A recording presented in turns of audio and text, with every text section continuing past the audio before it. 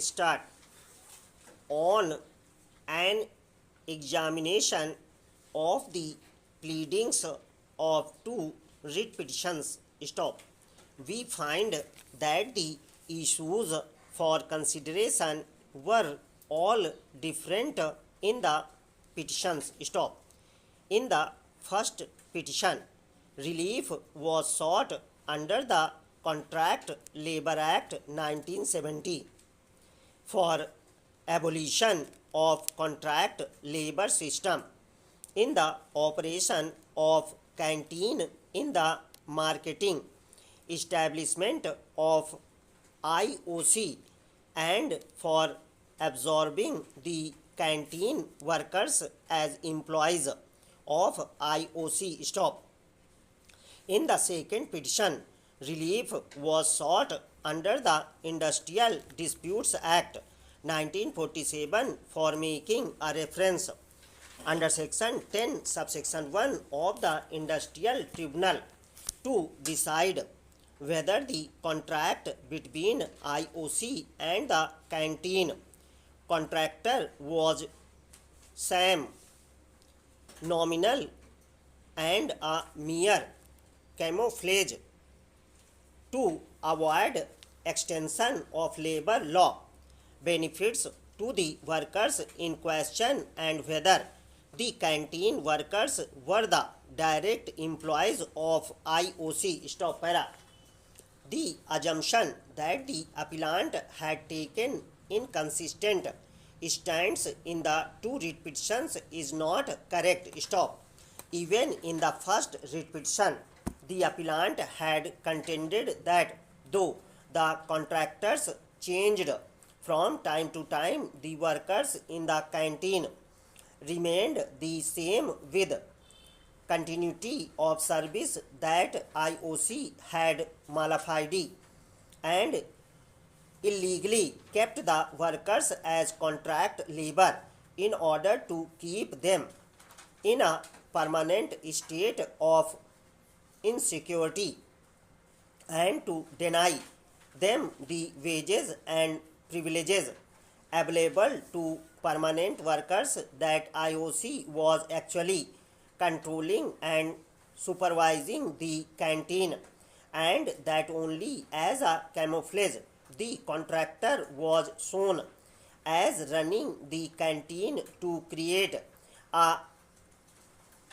pretense that the workmen of IOC were the workers of the contractor, when in fact they were the employees of IOC. In short, the appellant had contended that the contract was sham and nominal. In the first petition. Even in the second writ petition. The contention was that the contract was sham and a camouflage to avoid extending benefits of regular employees to the canteen workers. Therefore, the High Court committed a serious error in assuming that in the first writ petition, the appellant had conceded that the contract between the IOC and the canteen contractor was valid and genuine, and that in the second writ petition, the appellant had taken a contrary stand that the contract was sham and a camouflage. Para. The stand of the appellant and the workers was always consistent. But before the decision of a constitution bench of this court in Steel Authority of India Limited versus National Union Waterfront Workers 2001 7 SCC 1, it was thought that the appropriate relief available was to seek an investigation and abolition of contract labor and consequently seek absorption. Therefore, the prayer was made in the first petition. This court held that even if there was an order under Section 10 of the Act prohibiting contract labor in any processes or operation, there would be no automatic absorption of the contract labor by the principal employer. Stop. It was also held that it is always open to the contract labor to urge that the contract was sham and nominal by raising an industrial dispute, and such dispute will have to be decided by the industrial adjudicator and not by the High Court. Ready? Start. On an examination of the pleadings of two writ petitions, stop, we find that the issues for consideration were all different in the petitions. Stop. In the first petition, relief was sought under the Contract Labor Act 1970 for abolition of contract labor system in the operation of canteen in the marketing establishment of IOC and for absorbing the canteen workers as employees of IOC. Stop.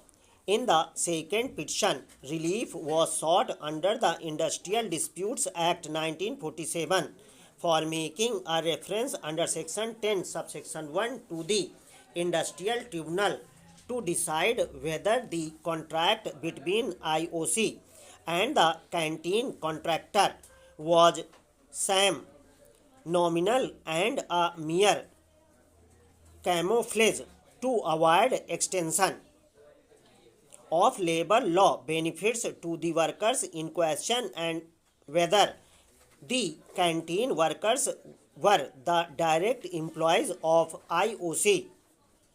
Stop. Para. The assumption that the appellant had taken inconsistent stands in the two writ petitions is not correct. Stop. Even in the first writ petition, the appellant had contended that though the contractors changed from time to time, the workers in the canteen remained the same with continuity of service, that IOC had malafide and illegally kept the workers as contract labor in order to keep them in a permanent state of insecurity and to deny them the wages and privileges available to permanent workers, that IOC was actually controlling and supervising the canteen, and that only as a camouflage the contractor was shown as running the canteen to create a pretense that the workmen of IOC were the workers of the contractor, when in fact they were the employees of IOC.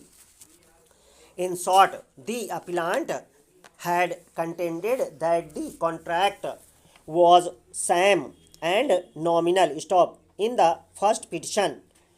Stop. Even in the second writ petition, the contention was that the contract was sham and a camouflage to avoid extending benefits of regular employees to the canteen workers. Stop. Therefore, the High Court committed a serious error in assuming that in the first writ petition, the appellant had conceded that the contract between the IOC and the canteen contractor was valid and genuine, and that in the second writ petition the appellant had taken a contrary stand that the contract was sham and a camouflage. Stop. Para. The stand of the appellant and the workers was always consistent. Stop. But before the decision of a constitution bench of this court in Steel Authority of India Limited versus National Union Waterfront Workers 2001-7 SEC 1, it was thought that the appropriate relief available was to seek an investigation and abolition of contract labor and consequently seek absorption. Stop. Therefore, the prayer was made in the first petition. Stop. This court held that even if there was an order under section 10 of the act prohibiting contract labor in any process or operation, there would be no automatic absorption of the contract labor by the principal employer. Stop. It was also held that it is always open to the contract labor to urge that the contract was sham and nominal by raising an industrial dispute, and such dispute will have to be decided by the industrial adjudicator and not by the High Court.